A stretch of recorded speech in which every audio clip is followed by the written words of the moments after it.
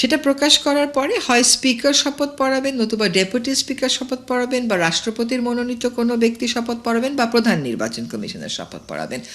এখন এই মুহূর্তের বিষয় হচ্ছে যে স্পিকার তো আসলে নেই, ওনার অবস্থান সম্পর্কে আমরা কেউই জানি না। আর ডেপুটি স্পিকার উনি কারাগারে আছেন।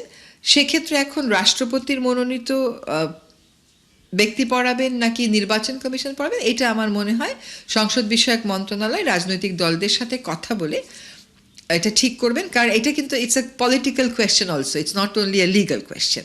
আগে সংসদ সদস্য হবে, তারপর ওই রাজনৈতিক দল যারা দায়িত্বে যাচ্ছে তারা ডিসাইড করবে তারা কবে শপথ নেওয়া হবে। এইটা এখনো বলতে পারছি না, ইটস বিং ডিসকাসড। তো আমরা একটা সিচুয়েশনে আছি যে সিচুয়েশনে একটা গণ অভ্যুত্থান, আগের সরকারের অনেকেই পলাতক, সেরকম ক্ষেত্রে যদি পলিটিক্যাল কনসেনসাস হয় যে অন্যভাবে তারা করবে, সেটা হতেই পারে। নির্বাচিত যে কোনো সরকারই হয়তো এটা করতে চাইবে না, কারণ সংস্কারের প্রশ্নেও কিন্তু 2/3 উইন হয়েছে, সংস্কারেও কিন্তু হ্যাভোট 2/3 পেয়ে গেছে, কাজে এখানেও কিন্তু একটা 2/3 রয়ে গেছে।